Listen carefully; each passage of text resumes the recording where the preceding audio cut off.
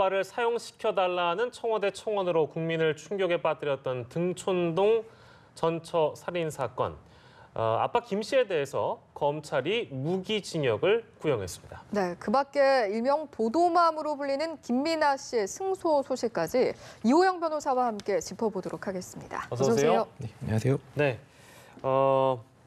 무기징역입니다. 무기징역을 검찰이 이제 김 씨에 대해서 구형을 했는데요.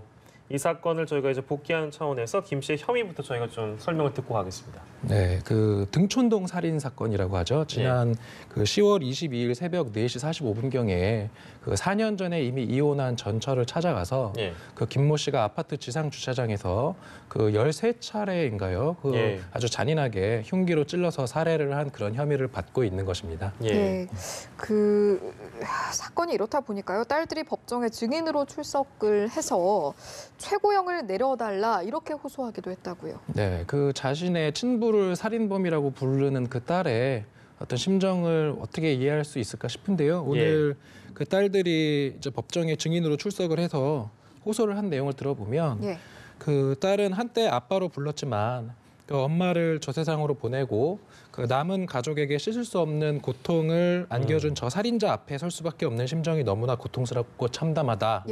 소중한 행복과 미래를 앗아간 피고인에게 법이 정한 최고의 벌을 줘서 사회의 정의가 살아있다는 점을 보여주길 간곡히 부탁한다.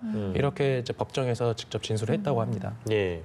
그 또 딸이 이때 이야기를 했던 것 중에 하나가 경찰에 좀 신상을 공개해달라 이렇게 요청을 했는데 받아들여지지 않았다고 해요. 네, 이게 이제 신상 공개라는 게 흉악범들에 대해서 그 신상 정보를 공개하는 제도가 우리나라 그 특정 강력범죄처벌특례법 8조의 2를 보면 거기에 요건이 규정이 돼 있는데요.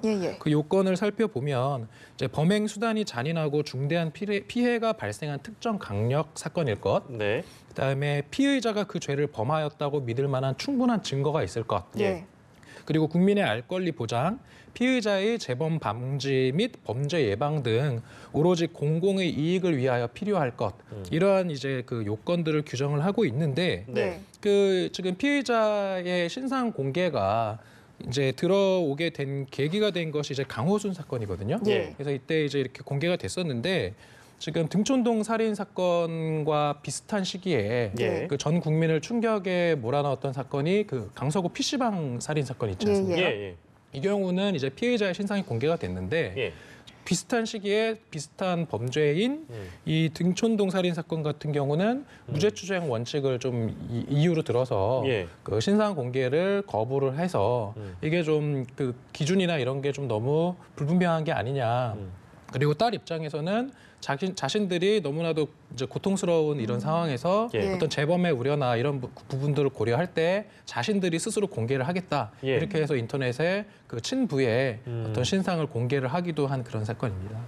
근데 진짜 그 말씀을 듣고 보니까요. 중대한 강력범죄 사건이거나 잔혹하다거나 뭐 그런 부분을 이제 언급을 해주셨으니까 기존에 어떤 신상이 공개됐던 사건과 비교를 해보면 이 사건 역시 그 잔혹성은 어떻게 보면 뒤지지 않는다고 볼 수 있겠습니다만 뭐 기준이 명확하지 않아서 그런 건가요? 어떤 건 공개하고 어떤 건 공개하지 않으니까 객관적으로 보기에도 좀 혼란스럽습니다. 원래 이게 좀 모호합니까? 기준 자체가? 네, 일단 기준은 아까 말씀드렸던 것처럼 그 특강법 8조의 2에 나와 있는 것들이 결국은 범행 수단이 잔인하고 뭐 중대한 피해가 발생했을 것. 그다음에 뭐 피의자가 그 죄를 범하였다고 믿을 만한 충분한 증거가 있을 것. 그런 요건들이 좀 세네 가지가 있는데 이거는 사실은 그 요건에 해당하는지 안 하는지는 결국은 이를 판단을 또 사람이 해봐야 되는 거거든요. 그러한 판단이 결국은 그 사건에 따라서 케이스 바이 케이스로 달라지기 때문에 이 부분에 대한 좀 문제가 있는 거 아니냐 이런 우려가 지금 제기되고 있는 것입니다. 다음 달 이제 25일에 선고가 내려질 예정이라고 하니까요. 오늘 첫 재판이 있었던 이 내용을 좀 짚어봤는데 피의자 신상 공개에 대한 기준을 저희가 좀 짚어봤고요. 이거는 사실은 근데 계속해서 또 논란이 될 수도 있을 것 같습니다. 첫 번째 주제로 저희가 만나봤고요. 두 번째 주제 영상 만나보겠습니다.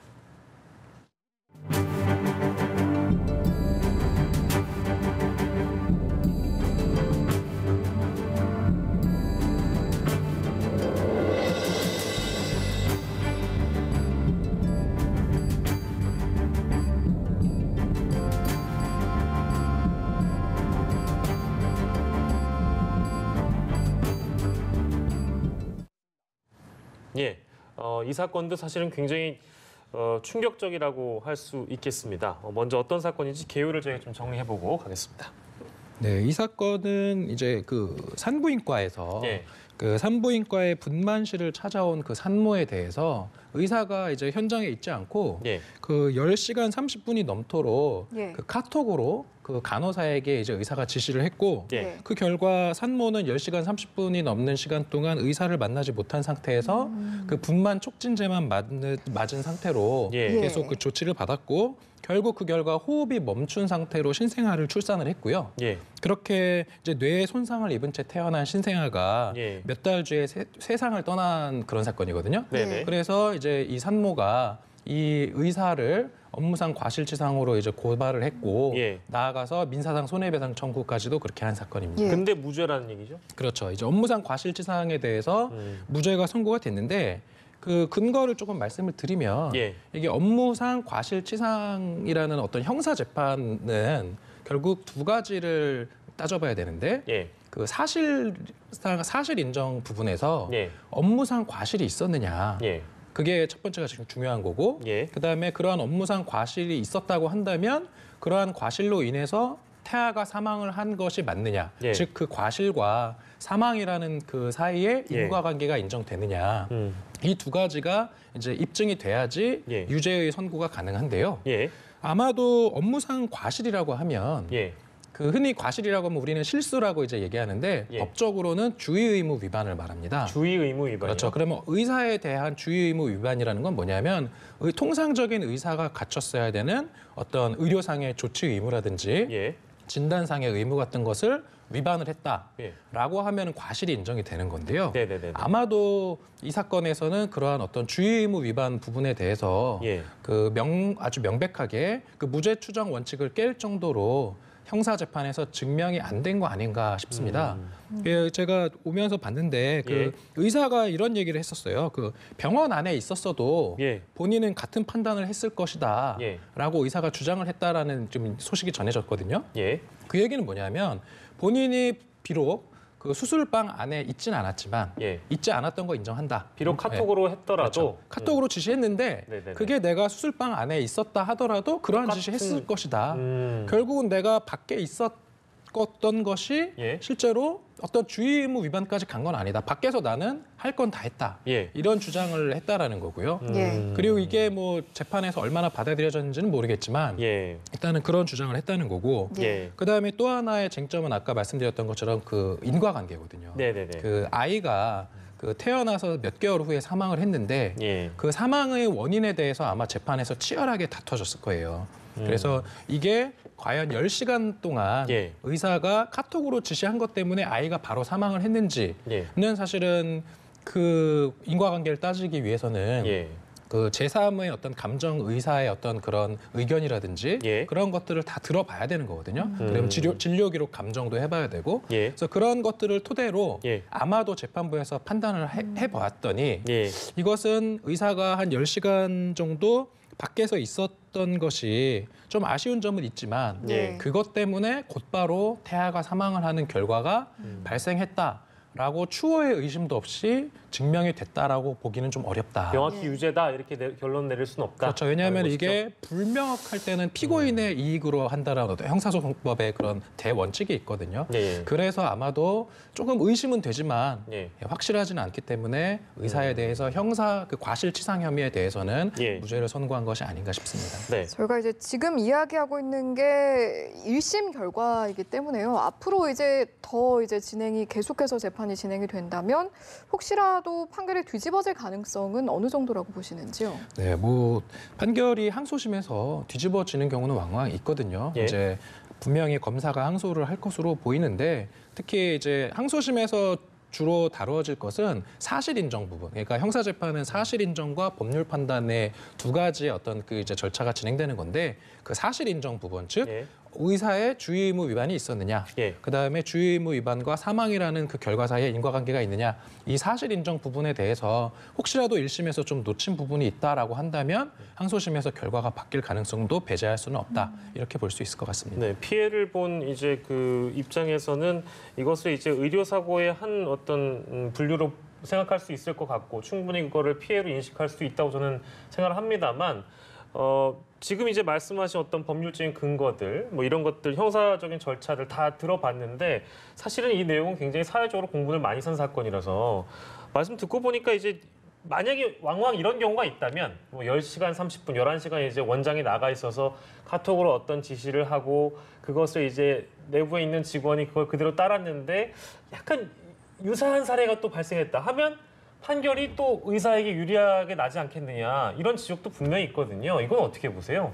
그러니까 결국은 이제 저도 의료 소송이나 이런 예. 걸 해보면 그 의사의 어떤 과실을 입증한다는 건 대단히 어려운 일이거든요. 쉽지 않아 보이더라고요. 네, 왜냐하면은 결국은 의사의 과실을 재판상에서 입증하려면 예. 결국은 판사도 의료인이 아니기 때문에 제3의 의사들의 또 입장을 의학적 소견을 또 네, 들어보는 그런 절차가 이제 감정인데 예. 그 의료인을 감정인으로 선임을 해서 예. 재판을 해보면 결국은 의사들끼리 또 다 서로 또 조금 그렇게 되니까요.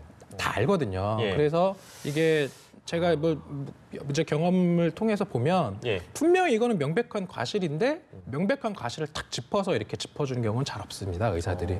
따라서 좀 이런 어떤 의료 감정에 있어서 예. 조금 더 중립적인 의료 감정을 하는 어떤 그런 전문가 인력 풀을 좀 구성을 한다든지 예. 이런 부분도 좀 검토할 필요가 있을 것 같습니다. 예, 알겠습니다. 두 번째 주제를 만나봤고요. 마지막 주제 영상 준비해봤습니다. 함께 보시죠.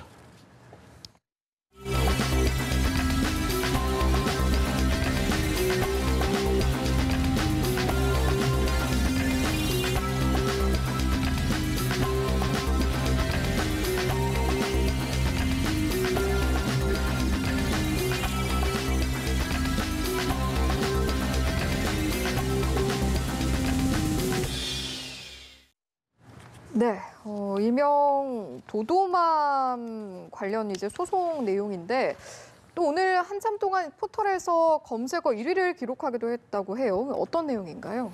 네, 일단은 오늘 이 도도맘 사건 같은 경우는 이제 소송이 좀 관련된 소송이 여러 건이 있어서 좀 말씀드리면 오늘 난 소송은 뭐냐면 도도맘이 그 전 남편을 상대로 그 위약금 청구 소송을 해서 승소를 한 사건이고요. 예. 이 소송이 있기 전에는 어떤 소송이 있었냐면 결국은 이혼 소송이 있었겠죠. 예. 그 도도맘과 전 남편이 이제 이혼을 구하는 그 이혼 소송을 하면서 이 양 당사자 사이에 어떠한 약정이 있었냐면 예. 그 이 소송과 관련돼서 결국은 도도맘과 남편 사이에 어떤 개인 내 프라이버시가 있는 부분이지 않겠습니까? 예. 그래서 이런 이혼 재판과 관련된 어떤 보도에 관여하면은 안 된다라는 것을 양 당사자가 합의를 한 겁니다. 예. 그런데 실제로 이 이혼 재판이 이제 그 남편이 원고였겠죠. 남편이 이제 네네네. 그 도도맘과 강용석 변호사를 이제 상대로 그 이혼 및 손해배상 청구 소송을 했었던 건데 예. 그 소송에서 이제 남편이 승소를 하니까 예. 이 승소한 것을 본인의 SNS에 올려요. 본인이 이제 강용석 변호사 상대로 승소했다. 예.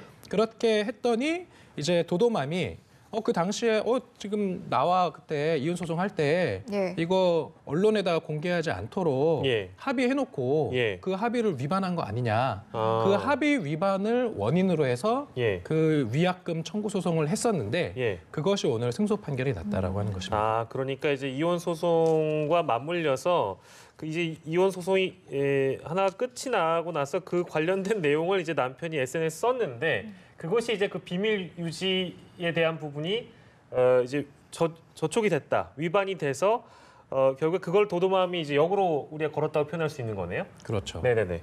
거기서 이제 승소를 한 거군요. 그러니까 재판을 할 때 보면 왕왕 이런 일들이 있거든요. 아. 그러니까 특히 기업도 그렇고 개인도 그렇고 예. 재판이라는 거는 기본적으로 공개 재판이 원칙입니다. 네. 따라서 누구나 재판하고 있을 때 들어가서 볼 수 있고 그러거든요. 예. 그러니까 이러한 공개되어 있는 재판의 특성상 당사자들은 이런 걸 숨기고 하고 싶어 하는 경우가 많아요. 예. 특히 도도맘 같은 경우도 이제 인터넷에서 유명한 블로거이기도 하고 예. 흔히 그 인플루언서 마케팅이라고 해서 사람들의 어떤 인기를 본인의 어떤 그런 영업의 수단으로 삼는 사람이기 때문에 예. 이러한 좀 불명예스러운 일들이 외부에 많이 알려지면 사실은 정신적으로 고통도 있지만 경제적으로도 손해가 있거든요. 그래서 이러한 부분을 좀 방지하기 위해서 예. 본인의 이혼 소송에서 이런 것들이 나중에 언론에 보도하지 않도록 상대방과 예. 이제 합의를 했었던 건데 오. 그 합의서를 써놓고 이거를 지키지 않았다 예. 이런 주장을 하면서 소송을 한 건데 실제로 뭐 증거 조사해 보니까 예. 이러한 합의서를 쓴 사실이 인정이 되고 예. 그다음에 남편이 그 이혼 소송에서 이제 강효석 변호사를 상대로 승소했다라는 걸 SNS에 올렸다라는 사실도 인정이 되니까 예. 이것은 SNS에 이러한 사실을 업로드한 사실 자체가 일종의 그 언론에다가 취재 자료를 이렇게 배보하는 예. 어떤 그러한 행위에 유사하다고 볼 수 있는 거거든요. 예. 따라서 이제 이 위반이 인정됐다 이렇게 이제 재판부에서 아니 근데 판정한 저는 거죠. 사실 좀 이해가 안 되는 게 그 이혼 소송에 들어가기 전에 이제 이 비밀 유지 위반 규정을 본인들이 조정안을 만들어 가지고 합의를 한 거잖아요. 근데 이 남편분은 어떤 왜 이거를 올렸을까요? SNS에 이 위반이 된다는 걸 알면서도 이걸 올린 거잖아요. 그러니까 다시 얘기하자면. 아마도 네. 그 남편의 이제 입장을 조금 추측을 해보면 예. 이제 그 합의서의 내용을 제가 뭐 자세히 지금 그 원문을 보지는 못했는데 예. 보면은 보도 관여 금지라는 어떤 그 조정안에 예. 이제 보도 관여 금지 대상이라고 돼 있고 예. 여기에 이제 보면 언론에 대해서 이제 보도될 수 있는 어떤 자료를 제공하면 안 된다 이런 내용들이 있었을 것 같은데 예. 아마도 남편이 이 SNS에 개인적으로 이 정도 글 올리는 것은 이 합의서에 위반되는 것은 아닐 것이다라고 예. 판단을 하지 않았을까 싶습니다. 판단에 약간 착오가 있었던 부분을 결국에는 비밀 유지 위반 소송이라는 걸로 저희가 다시 한번 또 공부를 하게 됐습니다. 네. 네, 마지막 주제로 만나본 내용이었고요. 오늘은 세 가지 주제를 놓고 이호영 변호사와 얘기를 나눠봤습니다. 고맙습니다. 고맙습니다.